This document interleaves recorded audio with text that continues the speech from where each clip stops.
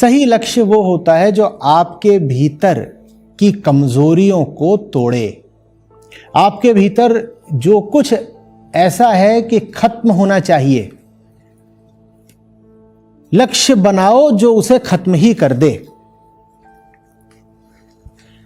मेरे ख्याल से कार्ल यंग का है, या आप लोग जांच लीजिएगा कि ये उक्ति है किसकी, कि कुछ ऐसा है कि where your fear is there your task is. किसका है? ठीक है, कुछ इस तरीके से है कि तुम्हारा काम वहीं पर है जहां तुम्हारा डर है।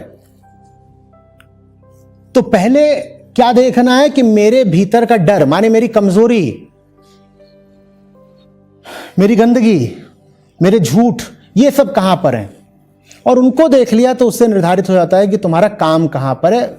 वही लक्ष्य बनेगा। काम वो चुनना है जो तुम्हारे भीतर ही कमजोरियों को तोड़ दे। ठीक है, अब आते हैं सफलता पर। सफलता इस बात से तय होनी चाहिए कि आपने अपने लक्ष्य की तरफ कदम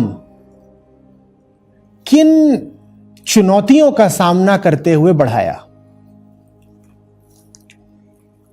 आपके सामने दिक्कतें क्या थीं, किन दिक्कतों के खिलाफ आपने अपनी यात्रा करी है, वो चीज तय करेगी कि आप सफल हैं कि असफल हैं। बात समझ रहे हो? उदाहरण दे देता हूं, सिर्फ समझाने के लिए उदाहरण। मैं ये नहीं कह रहा हूं कि आईआईटी में प्रवेश पाना जीवन का सबसे ऊंचा लक्ष्य है, पर कुछ समझाना है इसलिए दे रहा हूं। जब आईआईटी पहुंचा तो मैं ये देख के हैरानी हुई मुझे कि इतने सारे दिल्ली वाले क्यों हैं यहाँ पर।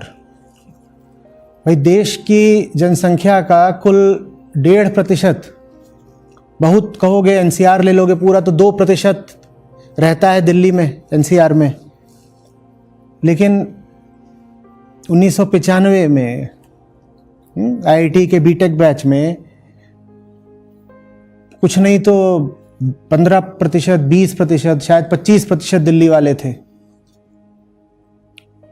तो इतने सारे हैं, और उनमें से बहुतों की रैंक भी बहुत अच्छी अच्छी थी।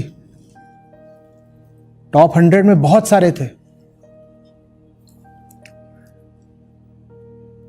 और उनको देखूं तो ऐसा लगे नहीं कि इनमें कुछ इतना खास है, ना तो श्रम के तौर पर ना प्रतिभा के तौर पर। नहीं, अच्छे छात्र थे, इसमें कोई शक नहीं तो उनकी इतनी ऊपर रैंक नहीं आ सकती थी, पर उतनी विशिष्टता उनमें दिखाई न दे जितनी उनकी रैंक थी। फिर धीरे धीरे मुझे समझ में आना शुरू हुआ कि शायद कोई उड़ीसा से है, उड़ीसा के किसी छोटे शहर से, गांव से, और उसकी रैंक आई है 1800। वो लड़का ज्यादा सफल है बजाय उसके जो दिल्ली वाला है और उसकी रैंक आई है 18।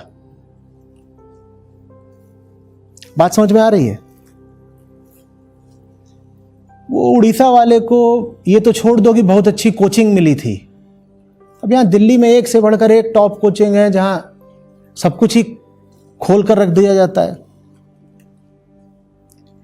उड़ीसा वाला जो कर रहा है अपने दम पर कर रहा है। कोचिंग छोड़ो, उसे तो हो सकता है सही किताबें भी ना मिली हों, मिली भी हों तो बहुत समय लगाकर, मेहनत लगाकर मिली हों।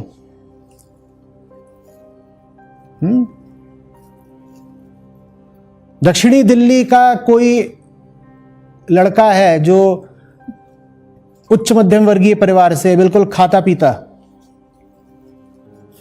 जिसको कैंपस तक छोड़ने के लिए कार आती है और वापस भी वो कार में ही जाता है, और वो पहले प्रयास में ही सफल हो गया है, उसको आईआईटी में मिल गया एडमिशन। शायद उससे ज्यादा सफल है बिहार का एक लड़का जो तीसरे प्रयत्न में सफल हो पाया है। सफलता ऐसे नहीं देखी जा सकती कि कौन कहां पहुंचा। सफलता ऐसे नापिए कि किसने कितनी चुनौतियों का सामना किया आगे बढ़ने के लिए।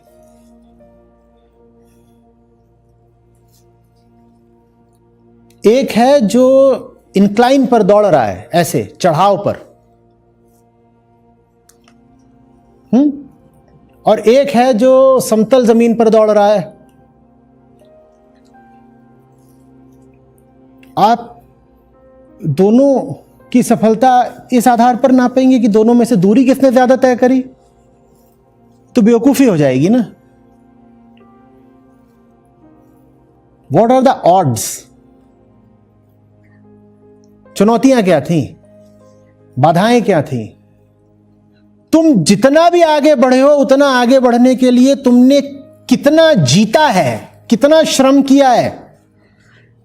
तुम जितना भी आगे बढ़े हो, उतना आगे बढ़ने के लिए तुमने किसको परास्त करा है, मेहनत कितनी लगी है तुम्हें, तुम्हारा रास्ता कठिन और कंटकाकीर्ण कितना था।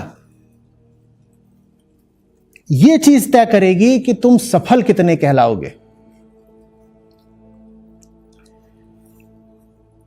आ रही बात समझ में? और यह चीज अक्सर जिंदगी में स्कोर बोर्ड पर नहीं दिखाई देती।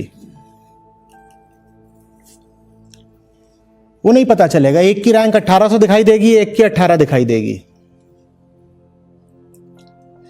यह भी हो सकता है इस 18 रैंक वाले की ज्यादा अच्छी जॉब लग जाए। अच्छी से मेरा अर्थ वही है जो प्लेसमेंट में माना जाता है, पैसे। हो सकता है उसकी ज्यादा मोटी नौकरी भी लग जाए, उसकी भाषा, उसका कल्चर, ये सब कॉरपोरेट के लिए ज्यादा मजा हुआ होगा तो ज्यादा तेजी से तरक्की भी कर जाए। हो सकता है सब कुछ हो जाए, लेकिन फिर भी अगर जिंदगी की नजर से देखोगे तो ये 1800 रैंक वाला ज्यादा सफल होगा शायद। मैं ये नहीं कह रहा कि नियम ही है कि उड़ीसा वाले को दिल्ली वाले से ऊपर ही मानना। ये उदाहरण है, ये नियम नहीं बता रहा हूं मैं। नियम है कि major success against the odds. समझ में आ रही है बात?